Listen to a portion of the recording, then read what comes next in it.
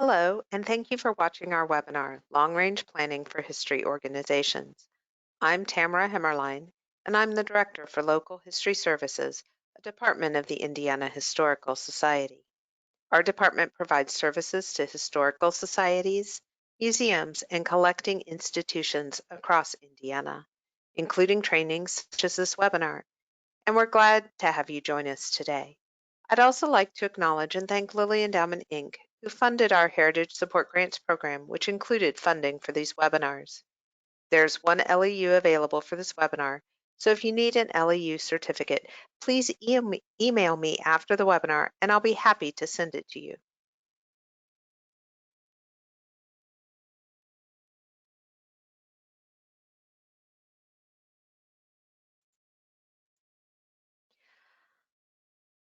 I talk to a lot of folks who tell me that they don't have time to plan. They're too busy doing the work. I always respond, you don't have time not to plan. A long-range plan is essential in guiding your organization. Funders are increasingly asking for long-range plans. They may like who you are and like what you do, but they want to know that you're in it for the long haul and know what that long haul looks like. As a profession, we're facing an almost unprecedented situation, and planning will become even more important as we help our communities to heal and recover. We'll also need to think about how we're going to collect, preserve, and use the history of this moment. We'll need to adapt the ways that we do things and make plans for how we'll reach our audiences in non-traditional ways. Planning is hard work and takes a lot of time up front, but with a good plan, you'll be better able to allocate resources efficiently, develop and implement mission-driven programs and activities, and create stronger cases for support. The webinar is an overview of the planning process. We'll discuss why a long-range plan is important, identify the components of the plan, and learn about objectives, strategies, and action steps.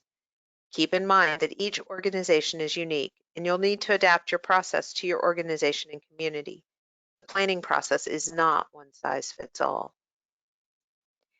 As you begin your planning process, it's important to keep in mind that long-range planning defines what you do, what's your mission, and how will the plan help you fulfill it, how you do what do you do to fulfill your mission, operate a museum, provide educational programs, collect history.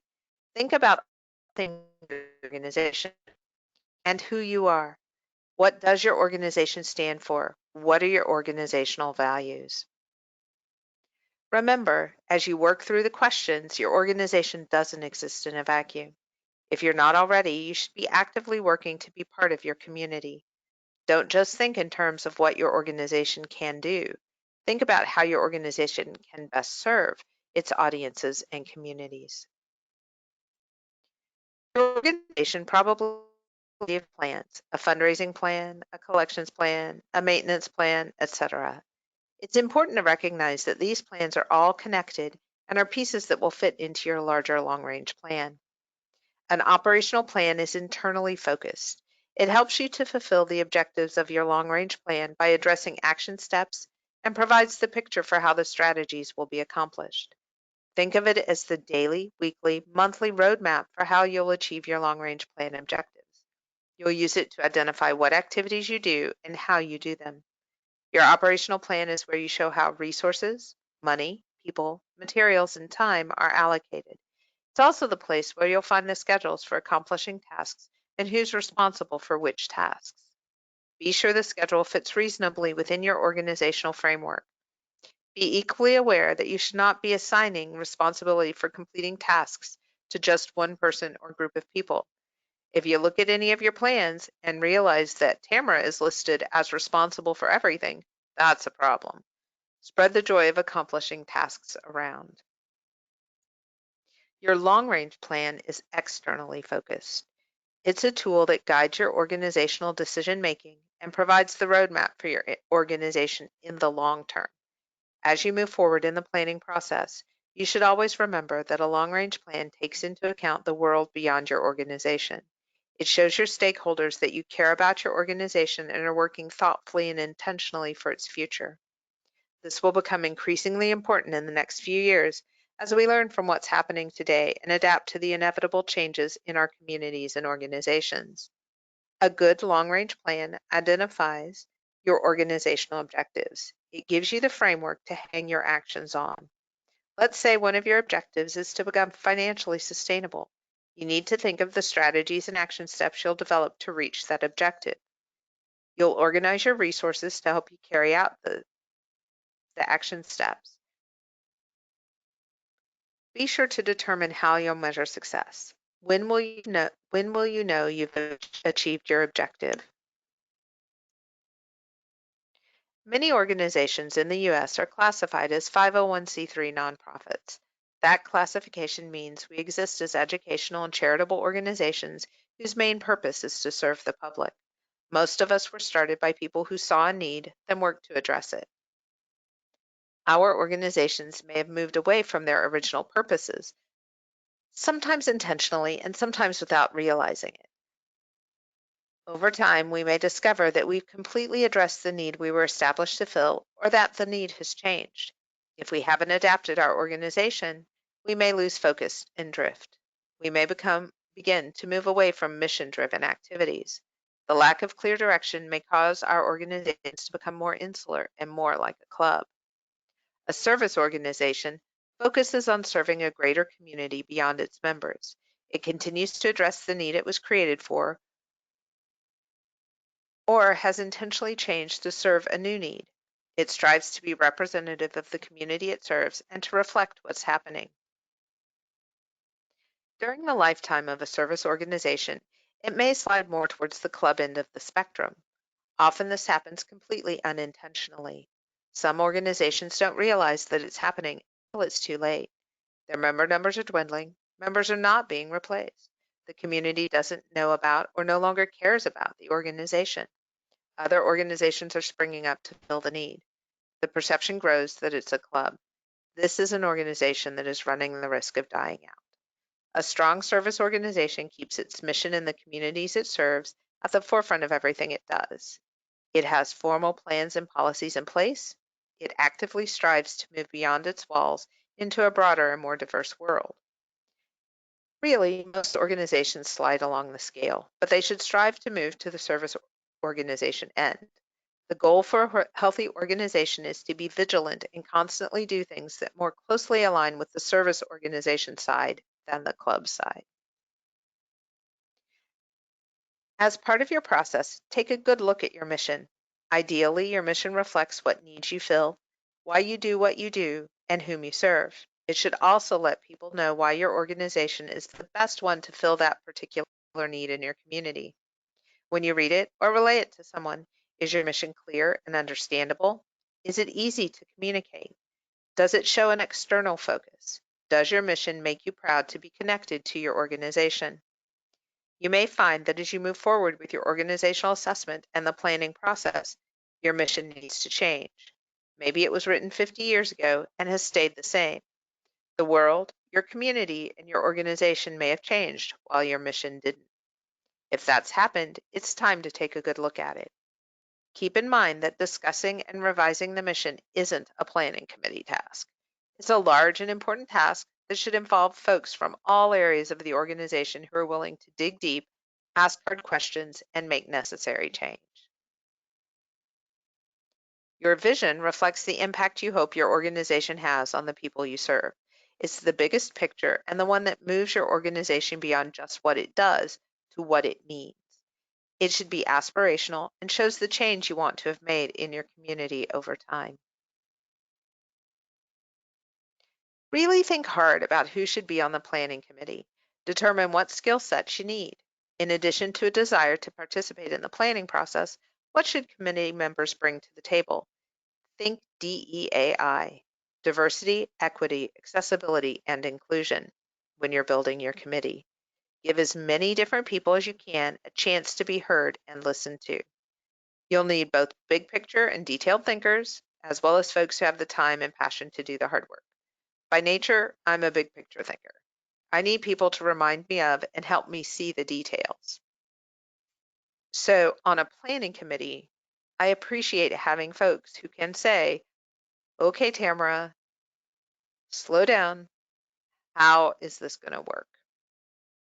Think of asking folks who wouldn't ordinarily be involved with your organization, but may have knowledge you need or perspectives you want to hear. Do you need folks with a lot of community connections?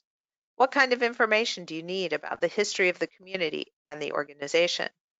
What's the best combination of individuals from inside and outside of your organization? If you're pretty sure that one of your objectives will deal with increasing the number of younger people who engage with your organization, ask someone from the targeted audience to help with planning. For example, if you have a high school student who's been an active volunteer, think about asking them to serve. They'll bring a younger perspective and are an excellent source when you think about programs, exhibits, and collections. Develop both a committee description as well as a job description for committee members. Let people know what they're signing up to do, what their responsibilities are, why they were asked to be on the committee, and how much time they can expect to spend. They'll come to the table informed and ready to offer their particular perspectives. Keep in mind that you may need to create subcommittees for particular areas. A collections subcommittee might be composed of folks who are knowledgeable about collections care, the history of your community, people from communities whose stories you need to tell. Subcommittees may be activated and reactivated throughout the process. This allows you to engage with a lot of different folks and helps more voices be heard. One of the first steps of the planning process is developing a workable timeline. Determine how long the process should take for your organization and set a reasonable deadline for completion.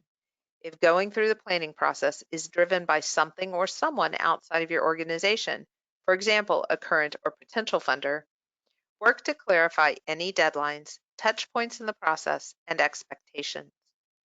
The planning committee should discuss the various steps of the process, taking into consideration individual availability and the overall time commitment for the plan. The members of the planning committee probably have lives beyond your organization. Encourage them to be honest about how much time they can give to the process and when they're available. Consider external and internal needs and existing organization activity plans. Are there programs and exhibits that will require all hands on deck? Do you have any externally imposed deadlines, like that funder I mentioned earlier? When are your typical organizational downtimes? Identify the steps where you'll need to gather outside input. Think about what's going on in your community. Don't plan time for community meetings up to the big festival. I used to work in a town that had a festival on the second full weekend of June. I learned very quickly that late May and early June were not good times to ask anyone to do anything that wasn't connected to the festival.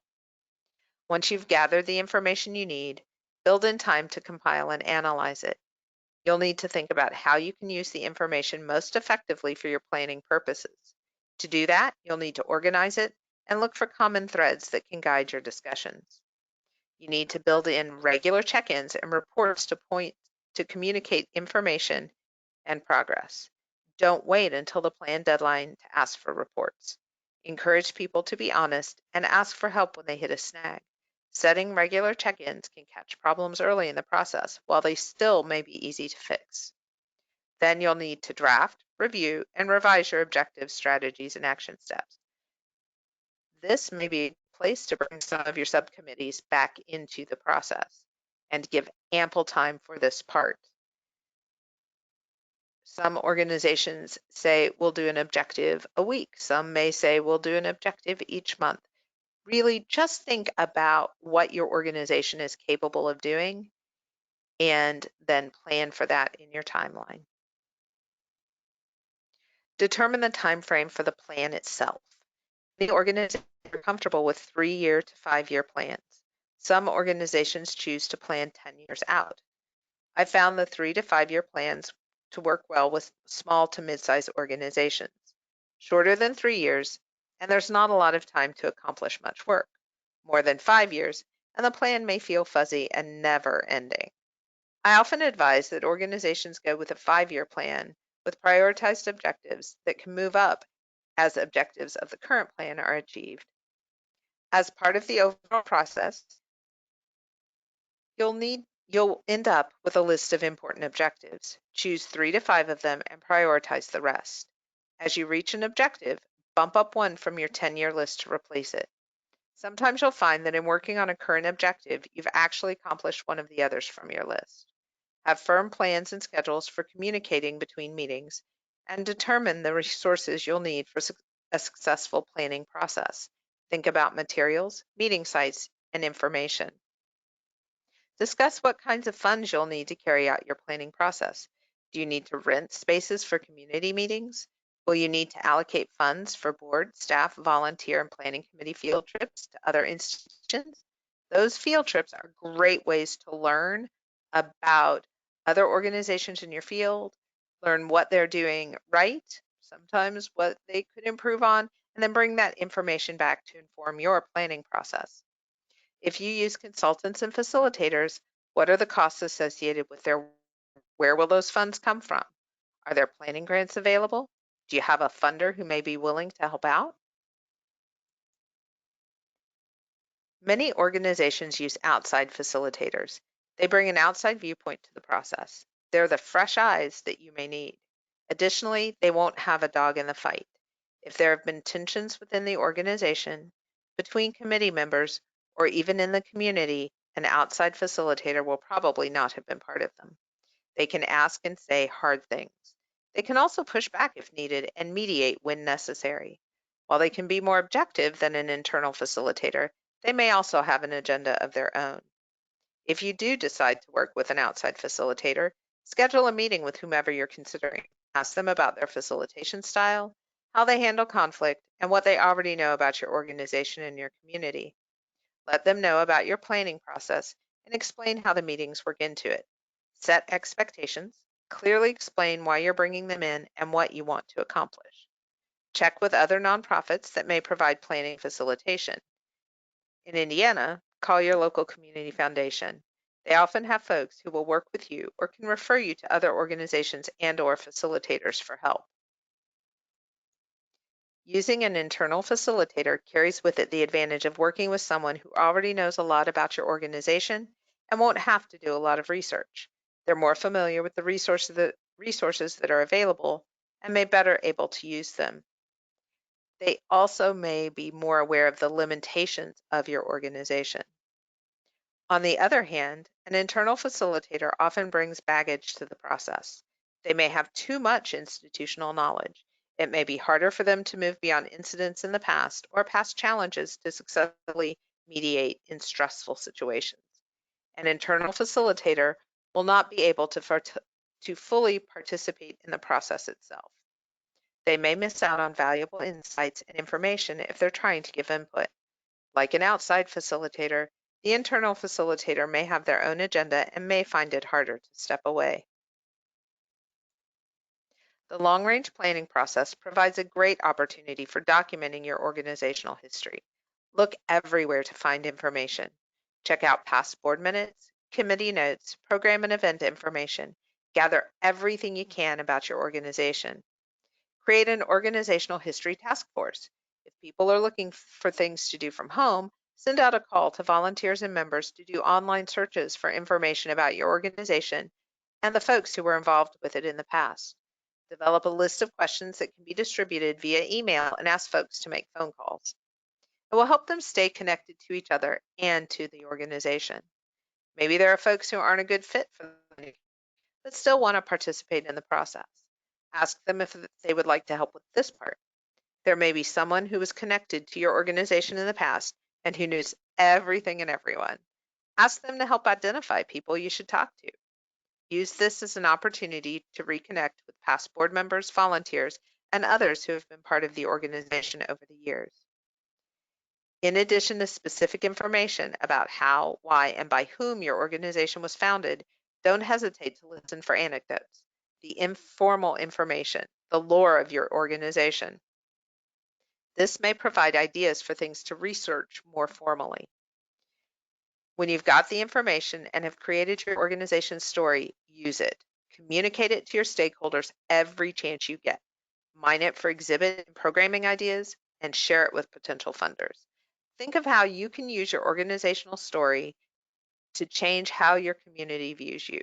Use it to create good cases for support for everything that you do.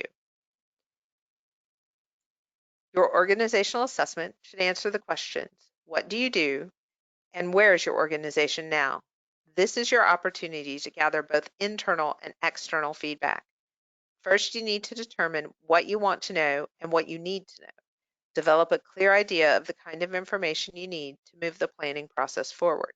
Think about how you'll use that information. Figure out the ways that you can gather the information you need. Board and staff organizational assessments, community and/or focus group input, volunteer surveys, reaching out to other organizations and businesses in your community, other types of surveys and assessments. Think about all of the aspects of your organization and think about how you'll get input pertaining to all of those aspects. Set a clear schedule how long the process should take. You'll know folks who love to gather information and will keep looking for as long as you let them. At some point, you'll need to start using what you have. That doesn't mean that you can't add more information as it becomes available and use it to inform your process. You can and should keep learning about your organization and applying what you learn to improving it, but the formal process should have an end point. One of the tools that you may as you assess your organization is a SWOT or SWOT analysis: strengths, weaknesses, opportunities, threats, or challenges.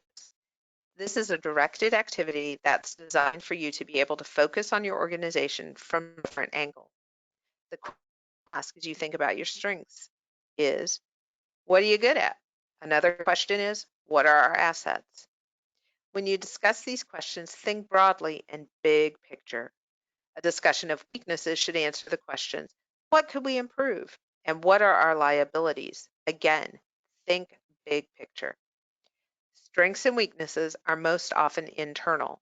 Think of them as things you have more control over and might be able to change with work and more resources. Opportunities and threats are mostly external. They're the things that are affecting your organization from the outside. You have less control over them, but may be able to use opportunities to your benefit or mitigate any harm that may come from threats by leveraging the strengths and other opportunities you identified. If you choose to do a SWOT analysis, remind yourself that you're doing more than just filling in quadrants. You're looking for ways to use your strengths and opportunities to get rid of threats or lessen their impact. You're taking a close look at your weaknesses to see if you can turn them around or eliminate them by leveraging your strengths and opportunities. It's important to consider your organization both from an internal viewpoint as well as an external one. Combining the two will give you a pretty good idea of where your organization is currently. The questions you should ask, whether you're using a SWOT analysis or some other organizational assessment tool, are: what do we do well? What can we improve on? Are all of our activities measured? If they're not, how far have we drifted? How motivated are staff, board, and volunteers, and why? What makes them want to be a part of your organization? What kind of expertise is represented by our staff, board, and volunteers? What kind of expertise do we lack? You're also going to want to look at some things that are outward facing. So think about your image in the community. How does your community see you? What are you known for? How are you unique? Why is your organization the best fit to address a particular need? Are all of your activities mission driven? This question is repeated from the internal list. You need to examine both your in-house and outward-facing activities through the lens of your mission. Whom do we serve? Are all of your events, exhibits, and programs well attended? Who's coming? Who's not coming? What are the current trends? What's going around you that affects your organization? And think locally, globally, and in the larger nonprofit world. Go as big in looking at trends and figuring out trends as possible. Also, look beyond the art and cultural world, look beyond the nonprofit world. Think about industry, business, economic situations. stresses in the world. Our communities are changing rapidly, and we need to address their needs in new and different ways. To do that, we need to reach out and involve them in our organization and its processes. We can't expect to sit in our buildings thinking up programs and for people to show up. We need to ask them to help us. Think about a local organization that plans a Cinco de Mayo program to introduce themselves to the Latino community. They work hard and come up with a program they love. Attendance from the Latino community is very low. When they asked one of the community leaders what he thought went wrong, he says that there were already events planned within the Latino community. He suggests that maybe in the future they could work together to put on an event not focused on Cinco de Mayo. The mistake the organization made was not involving the community in their program planning. Really think about how you can get different voices in the room, intentionally seek out their feedback, and listen actively to what they have to say. Then implement their suggestions and ask them to stay involved. As you're coming up with questions, whether they're general questions or questions for specific segments of your community, really think about how you're going to use the information. Think about what information you really need. Be focused. Don't ask questions about things you cannot or will not change. People will get frustrated and think you've ignored them. Segment your questions. Really think about who you're asking and what you hope to gain from them. Have sets of questions for audiences and visitors. Do you attend, use the exhibits, programs, collections, etc.? Why or why not? What stories would you like us to tell? What stories are missing? What are we doing right? What do we need to improve on? What are the barriers that keep you from engaging with this organization? And be broad about that. A lot of organizations think that not being open the right times of day are barriers. That may very well be for some organizations. For other organizations, that may not actually be a barrier. So ask that question and try not to assume anything. Have other questions for partners, other community leaders, and funders. Ask about unmet needs of the community. Ask about fund priorities. Ask if there are ways that you can work together. Think beyond traditional partnerships with other arts and cultural organizations to partnerships with maybe other service organizations that are social service organizations. And if you're asking partners, ask them about expectations of community partnerships. What are they looking for? What things are you doing that would make you an attractive partner? What things are you not doing that they would like to see? And then maybe they'd ask you to partner more often. And don't forget that your staff and volunteers are part of your community and you need to seek out their input. Ask them what makes them want to come to work or volunteer. Ask them what they like best. Ask them again what they think could be improved. About what they think would be a change for the better, maybe for the organization, maybe for what the organization does out in the community. Ask them about community needs. They may be able to identify it or identify different ones than the planning committee would. At each point in the process, be sure that your plan, objectives, and action steps are SMART, specific. Don't be wishy-washy. Be clear and define what you mean. Measurable. Know how you'll determine success. State real numbers and percentages. If you can help it, don't use about or approximate. And hold yourself accountable. Achievable. Stretch your organization, but don't set it up for failure. Relevant. Every element of your plan should relate to your mission and its situation both inside and outside of its walls. Time-based. Include deadlines. Don't let this be the plan that goes on forever with no end in sight. Once you've formed the committee, developed your timeline, assessed your organization, gathered and analyzed your information, you're ready to start work on the plan itself. The first step is to brainstorm your objectives. Remember, these are big picture and they answer the question, where do we want to be in 5 years? Or whatever the time period of your plan is. Be flexible with this.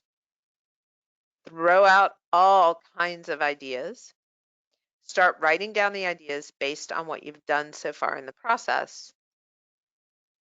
And then you'll have a pretty good list and you'll need to organize it. Think about grouping the objectives into logical categories. You'll probably begin to see themes and points of connection. Use those to start to focus on a list of 5 to 10 draft objectives. Prioritize them and then work on the wording of the objectives. Check them against your mission. Then choose the ones you'll work on during your long-range plan period. Any that don't make the cut can be moved to a list of objectives that will be bumped up once you've reached your first round of objectives, once you've achieved kind of those first 5. Then you're ready to work on your strategies. These will be the things you do to get to your objectives. What are the steps you need to take? What are the larger tasks you need to get done? Finally, you'll figure out your action steps. What are the specific actions that take to accomplish? These are very specific and will often have predetermined outputs. Be sure to keep your staff and volunteers involved in this process. They should have and can tell the planning committee strategies and action steps will work boots on the ground. Encourage them to be honest and open, listen carefully, and apply what you hear to your plan. There are all kinds of planning tools. Find and adapt ones that work best for you. In local history services, we often use the 5 Whys analysis tool. For example, if your objective is to grow your audiences and one of your strategies is to engage more people who are new to the community, you need to define the problem. We're having trouble reaching people who are new to our community. Then start the 5 Why process. Know going into it that for some folks, this can feel kind of frustrating. Be patient, work through it. It really is valuable in a lot of ways, but it does take learning and patience. All right, so start the 5 Whys. Why? Many of our exhibits focus on pioneer history. Why? We're more comfortable with that period of history. Why? The objects in our collections are from the early 1800s to the early 1900s. Why? Because we haven't been collecting recent or diverse history. Why? We haven't really planned to do that. Now think about that last why. How does that help you to identify your problem?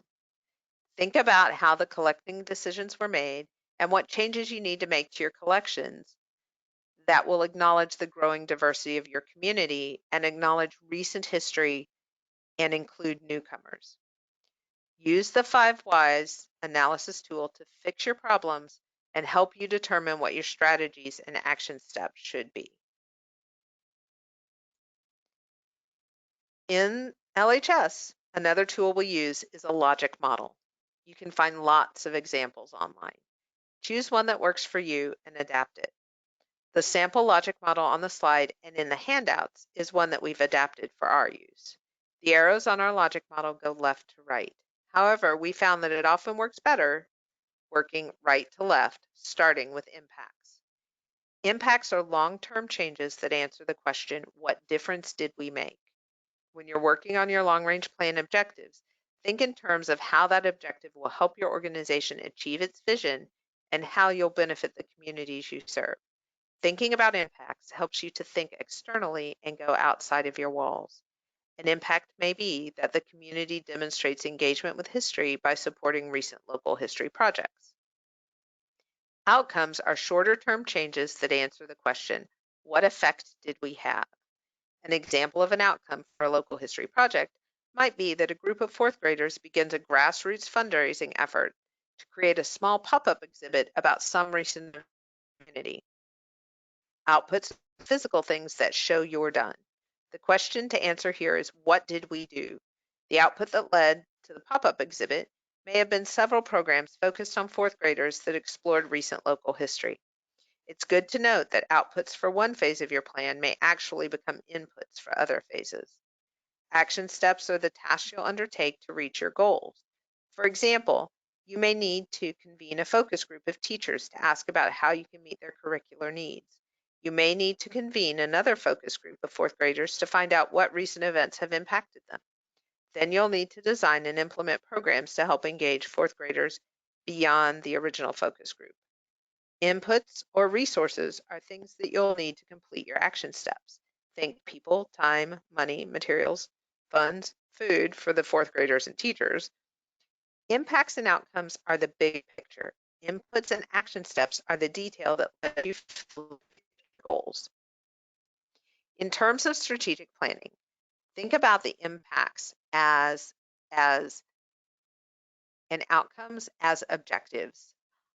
Think about your outputs and sometimes the outcomes as strategies, and then the inputs and then there are the action steps and then the resources you need to complete the action steps.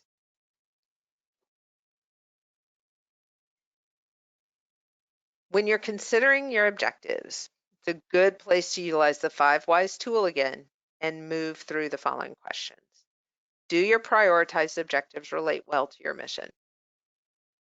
Yes. Why? And then you answer that why. And then you answer that why. So apply your 5 whys. Do your objectives correspond with your strengths and opportunities? Take a look at that SWOT analysis. Revisit that information. Do your objectives depend on your weaknesses and challenges? Again, bring in that SWOT and your other assessments. When you look at your SWOT, when you work through 5 whys, determine whether you need to reprioritize. And also figure out how you're going to measure success. How will you know that you have achieved that objective?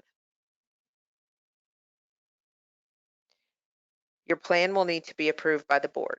It's your roadmap for the next few years, and the governing body of your organization will be using it to make decisions. Answer any questions the board may have and be prepared to go back to the draft plan and make revisions. Encourage the board to ask questions and have honest discussions. You may have some folks on the planning committee who maybe, they've spent a lot of time, they've spent a lot of work on this plan, and maybe they don't want to go to the meeting where the plan is presented to the board. Maybe hard for them if the board has some criticisms. Be willing to go back and forth, be willing to create drafts and revisions.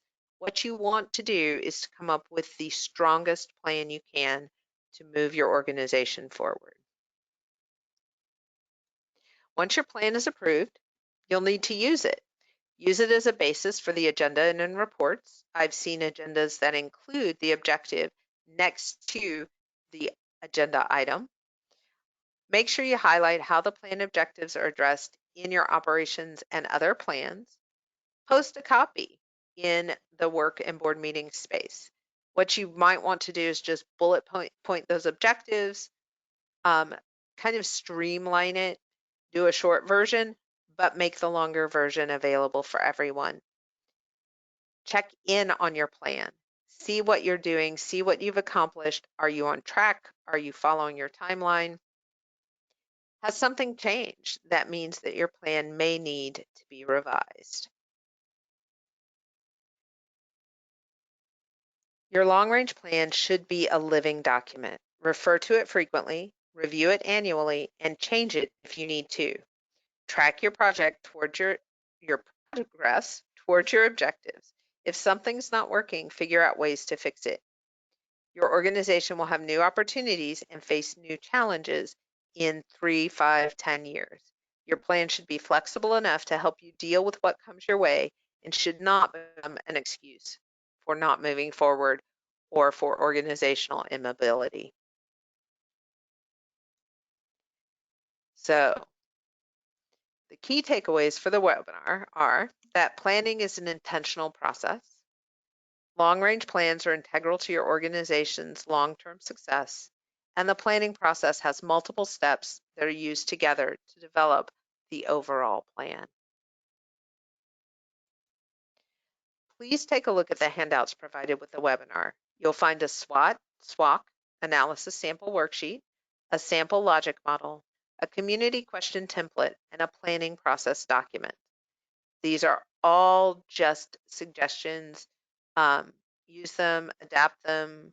You can find a lot of information about planning online. You can find a lot of good planning tools. Do whatever works best for your organization. Use whatever works best for your organization.